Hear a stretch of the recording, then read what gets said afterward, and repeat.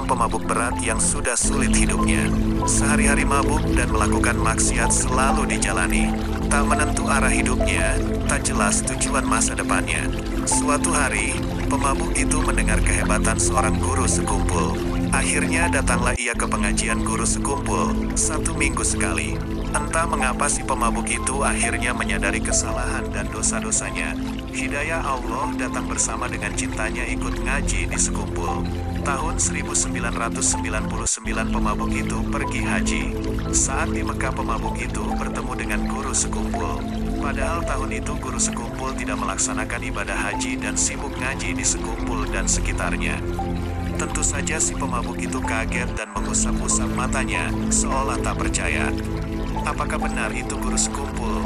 Setelah pulang haji, mantan pemabuk ini sowan kepada guru sekumpul.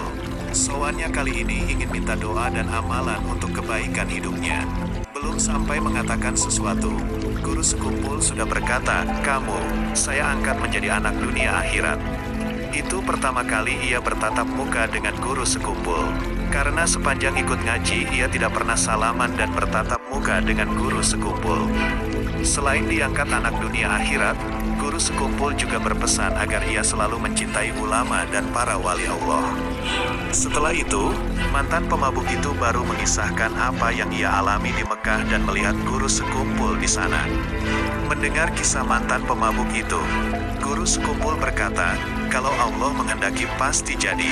Setelah itu guru sekumpul hanya tersenyum dan mantan pemabuk itu bergetar hatinya. Mantan pemabuk itu bernama Haji Sulaiman asli Amuntai yang sekarang tinggal di Padang Pariaman, Sumatera Barat. Sejak usia belia, guru sekumpul sudah diberikan ilmu ruhaniyah yang tinggi, sehingga sudah terlihat tanda-tanda keistimewaan yang luar biasa. Walaupun tampak tanda ruhaniyahnya sejak kecil, guru sekumpul muda tetap fokus belajar tanpa henti. Beliau adalah pembelajar sejati. Waktunya dihabiskan untuk ngaji dari satu guru menuju guru berikutnya. Guru pertama secara ruhani adalah Syekh Ali Junaid Berau bin Kodi Haji Muhammad Amin bin Mufti Haji Jamaluddin bin Syekh Muhammad Arsyad Al-Banjari. Selain itu, guru sekumpul juga ngaji kepada Kiai Haji Muhammad Syarwani Abdan, guru Bangil, kemudian guru Bangil menyerahkan kepada Kiai Hamid Pasuruan. Kemudian Kiai Hamid Pasuruan menyerahkan kepada Kiai Falak. Kemudian Kiai Falak menyerahkan kepada Sayyid Muhammad Amin Qutbi. Kemudian Sayyid Muhammad Amin Qutbi menyerahkan kepada Syekh Muhammad Arsyad bin Abdullah Al-Banjari, yang selanjutnya langsung dipimpin oleh Rasulullah Shallallahu Alaihi Wasallam. Atas petunjuk Syekh Ali Junaid Berau juga, guru sekumpul belajar kepada Haji Muhammad Gadung bin Haji Salman Al-Farisi bin Kodi Haji Mahmud bin Asyah binti Syekh Muhammad Arsyad Al-Banjari mengenai masalah Nur Muhammad.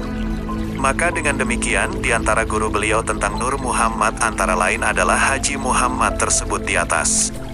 Dalam usia lebih kurang 10 tahun, beliau sudah mendapat khususiyah dan anugerah dari Allah berupa kasyaf hissi, yaitu melihat dan mendengar apa-apa yang di dalam ataupun yang terdinding. Sewaktu beliau siyahah, yaitu berjalan-jalan di hutan, maka rumput-rumputan memberi salam kepada beliau dan menyebutkan manfaatnya untuk pengobatan dan sebagainya. Begitu pula batu-batuan dan besi, kesemuanya ini tidaklah beliau perhatikan dan hal-hal yang demikian itu beliau anggap hanya merupakan ujian dan cobaan. Dalam usia kurang dari 14 tahun atau tepatnya masih duduk di kelas 1 sanawiyah, beliau telah dibukakan oleh Allah Subhanahu wa Ta'ala suatu futuh tatkala membaca tafsir. Beliau adalah seorang yang sangat mencintai para ulama dan orang-orang soleh. Hal itu tampak ketika beliau masih kecil, di mana beliau selalu menunggu di tempat yang biasanya Haji Zainal Ilmi bin Abdus Samad Al-Banjari dalam pagar yang beliau lewati pada hari-hari tertentu ketika hendak pergi ke Banjarmasin, semata-mata hendak bersalaman dan mencium tangan Tuan Guru Haji Zainal Ilmi bin Abdus Samad Al-Banjari dalam pagar. Di masa remaja itu pula, beliau pernah bermimpi bertemu dengan Sayyidina Hasan dan Sayyidina Husain.